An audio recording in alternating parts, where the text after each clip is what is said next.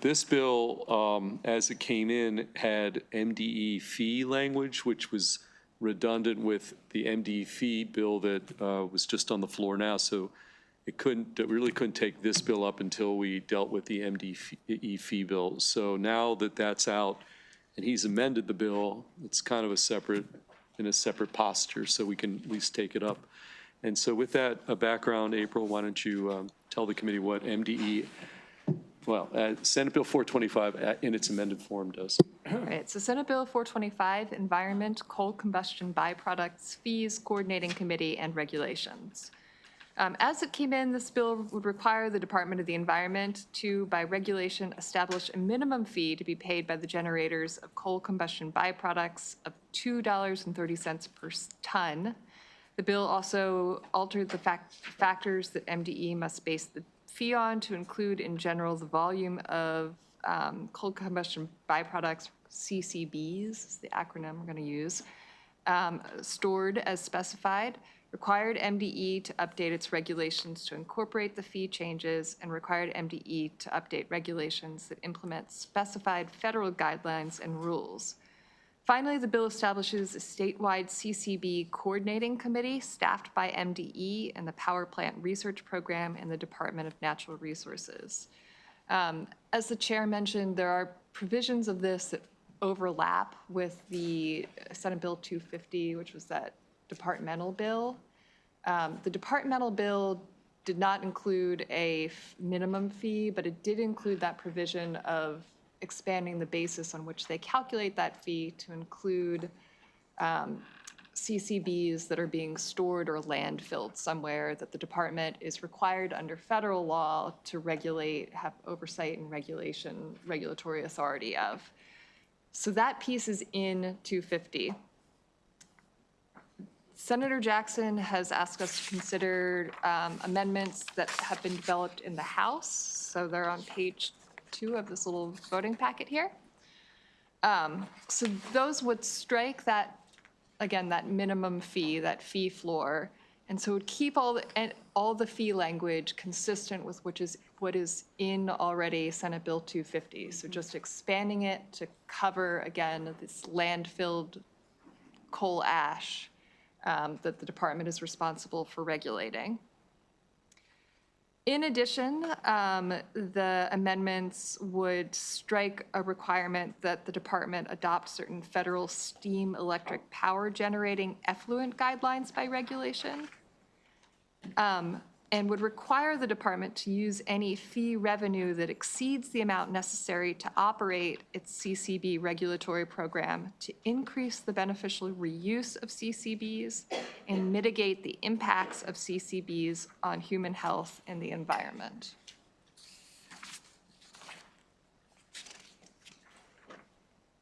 Okay. Take questions. So it's been modified to some extent here. Senator Carrozza. Thank you for the update. I'm trying to understand what facilities in Maryland does this actually affect? You mentioned landfill coal ash facilities, assuming also the generators, the ones that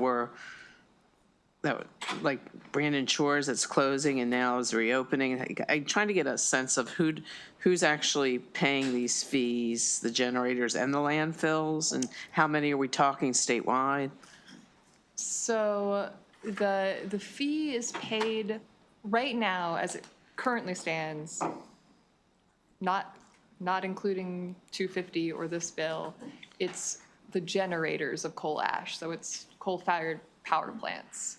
As you know, most of those have already closed in the state.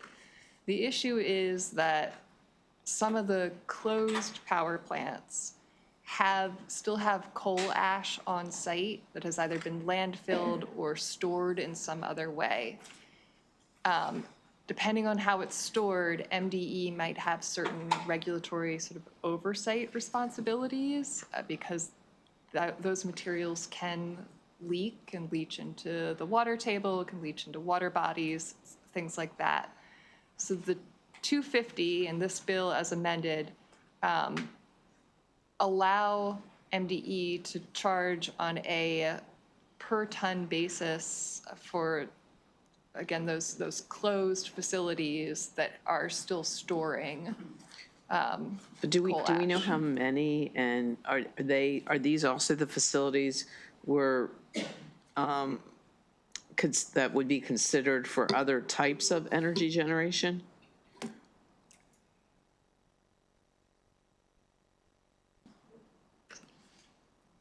I don't have the answer to that off the top of my head.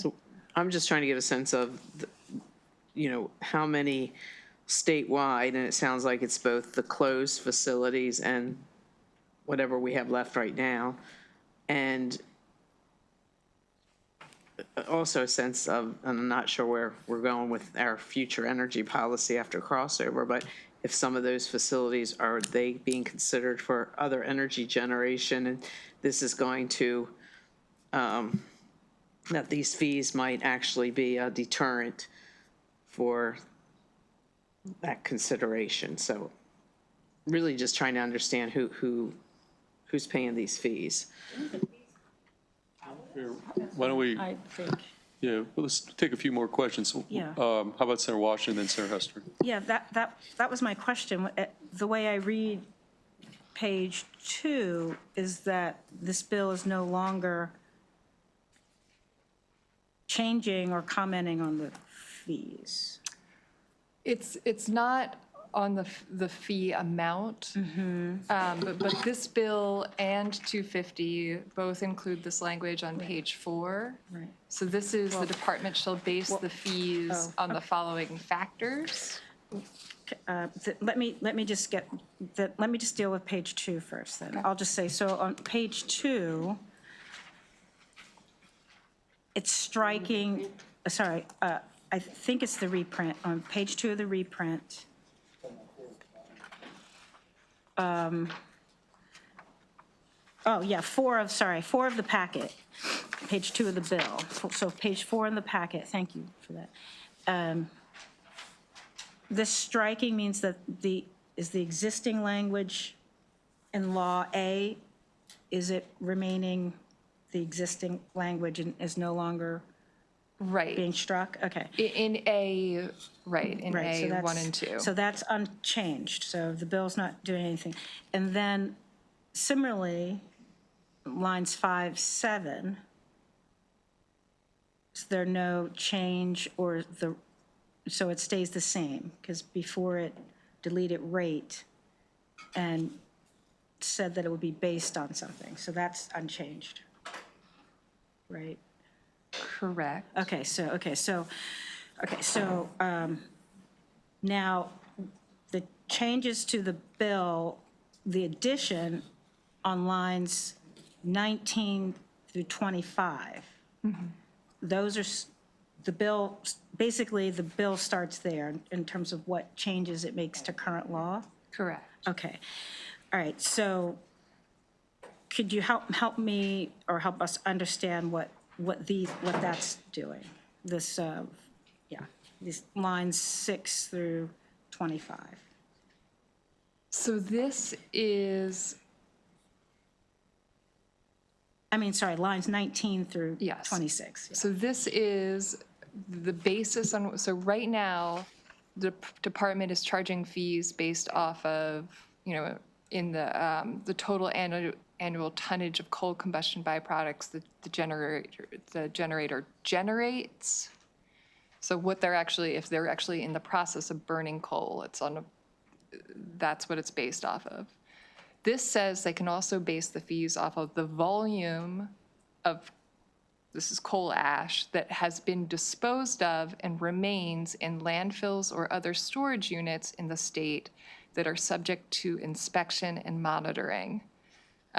Does not include coal ash that has been added to cement products, used in coal mine reclamation, or beneficially reused in a manner acceptable to the department. So just as a follow-up, so does this language occur in SB 250 as we passed? Yes. So do we need to have this language in this bill?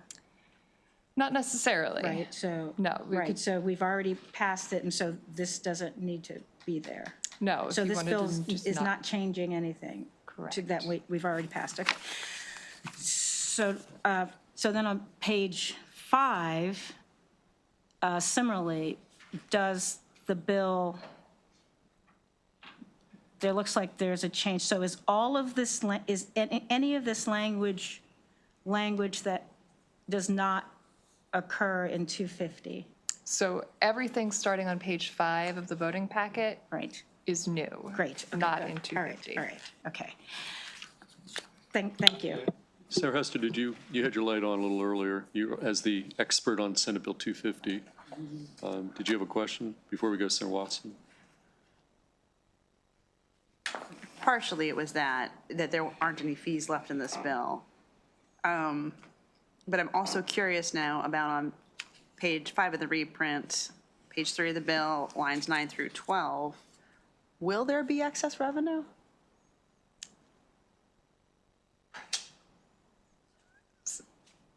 I don't know off the top of my head. I mean, it depends, because the bill is silent as to what level those fees would actually be set. Right. But if there is, Right. excess revenue, it would go beyond the original purposes to these two things. In this bill, right. Current law says if there's any excess revenue, basically the department kind of discounts that in collecting the fees the next year. Right.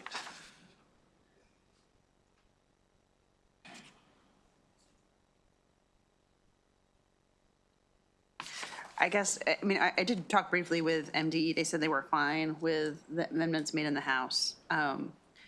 It seems slightly odd because I think that I got the impression earlier that most of the coal combustion byproducts were in these landfills. And so there might not be that much more. And so I kind of am trying to figure out what exactly the work group's going to do. Okay, let's go over to Senator Watson, and then we'll go back to Senator Washington. Yeah, thank you, Stacey. April, just trying to ask a question that marries Senator Hester's question with Senator Washington. Because it says use the excess revenue. So on page 4, is it adding a new page 4 of the Fourth at the top or fourth at the bottom? 4 at the bottom? Thank you. Is it an aggregate of two different ways to determine this overall amount or impact? I'm probably not asking the question too clearly, but where's the excess coming from? I guess my question is, the coal folks, are we adding an additional tax to them based on what they currently do? The department's perspective, and this is based off of the conversations around 250, is that it's not going to increase kind of the overall revenue to this program. But the problem is right now, as the coal-fired power plants in the state are closing, they will no longer be paying into this fund because they will no longer be producing coal ash. They will no longer be burning coal. Right. What they will still have, though, is this coal ash in landfills that the department still needs to manage under this program. So what the department has proposed doing is to charge a fee to those responsible for holding on to that landfill for the cost to the department of monitoring and regulating. So for a company like Brandon Shores, who's trying to get out of the business, and unless you tell me different, my take is they've effectively gotten out of the business and the state is now taking that over or paying them a premium to just keep things operating. Would they now be required to pay an addition? I can't speak specifically to a company. I'm not familiar enough, but my understanding is essentially yes, that's the idea, is to have these. But how does that work? So you got a company like Brandon Shores says, we want out, like today. And you got the state saying, no, we need you, and we're going to pay you this premium. And so you're paying them this premium, And now this bill would say, oh, while we're paying you this premium, we're going to take more away from you because now we're going to start charging you for this. Does that make sense? I'm just trying to get an understanding. I missed the first part. Sorry, I was late. Okay, I got the answer. I understand. Yeah, I mean, you know, it's, I understand. yeah, we got this problem, and if somebody's going to have to pay for it, I guess if it's not going to be part of the MDE fee structure, then it's going to be what, general funds? I mean, like, where's the money? Well, whatever, let's go to Senator Washington. So, yeah, I'm very, very familiar with SB 250 and drafting a lot of the amendments. And I guess what I was trying to discern was there were some things that this bill, my questions were kind of rhetorical. I just wanted to make sure we all knew the answers. So there's really no change, there's no, I'm just make sure I understand, there's no increase. This bill with the amendments does not affect what anyone pays. Would that be correct? Beyond what What's was already in law. 250. Right. Which What's is already not in law yet, 250. but yeah, what's already in 250. Yeah, well, I mean, okay, so if it was the committee's will to have two vehicles that ensure that these fees become law, right, then the original version of the bill would kind of stay and it would have the ability to impact. But as drafted, I think with the presumption that 250 will pass, there's no change in terms of what is being paid by those who pay this combustion fee, correct? And so here, it is saying that rather than reduce the fees, so that was part of the original bill, that we're going to use the money to pay for the problems, I guess, that were caused, or just we're going to increase the beneficial use of the byproducts and mitigate any human impacts. Is that? Yes, that's correct. All righty, okay. And then it's creating a coordinating committee to do what, to look at this? And, or do we have other, yeah. So the coordinating committee meets at least twice a year with respect to coal combustion byproduct sites. So these are the areas where this is stored, share information on monitoring results, and discuss remedial action that is in process, that is still required, or both. And so it's not inconsistent with what we've done with cyber and any other wares to have stakeholders meet and make recommendations about what to do in the future. So the way I read it, that's pretty much what the bill is doing, is it's creating this steering committee. That is the meat of the bill. Okay, thank you. Okay, Senator Gallion, and then we're going to have to bring our discussion to closure because we're supposed to be on the floor like 2 minutes ago, so. Thank you, Senator Mr. Gallion. Chair. I noticed on page 4 at the bottom, it had, crossed out the, of kind of a fee amount that would say it may not be less than 230. So with the changes, so the MDE is, they can set the fee at whatever rate they want under this proposal? I mean, that's current law.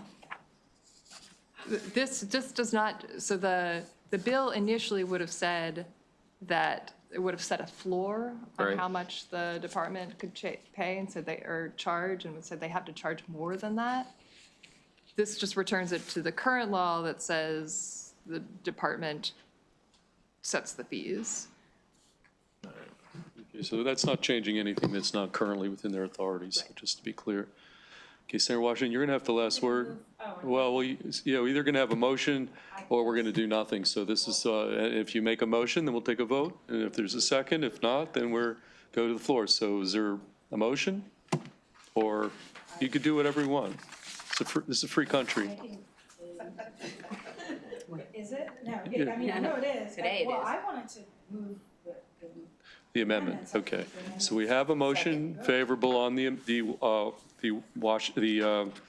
Jackson, I have to keep saying Mike Jackson amendments, not a second from Senator Kagan. Discussion on just the amendments. Okay, all in favor of the Jackson amendments, raise your hand. All opposed, the amendments carry. Okay, Senator Washington moves Senate Bill 425 as amended. Second from Senator Kagan. Let's do a roll call on this one, Lemuria, and then we'll be done, one way or the other. All right, Senator Kagan. Aye. Senator Kagan, yes. Senator Augustine. Yes. Senator Augustine, yes. Senator Gallion. No. Senator Gallion, no. Senator Watson. No. Senator Watson, no. Senator Brooks. I'm sorry, Senator Attar. Yes. Senator Attar, yes. Senator Brooks. Yes. Senator Brooks, yes. Senator Carozza. No. Senator Carozza, no. Senator Hester. Yes. Senator Hester, yes. Senator Washington. Yes. Senator Washington, yes. And Senator Feldman. Yes, that bill carries 7-3 with Senator Simon Ayer excused. And that is the work of the day.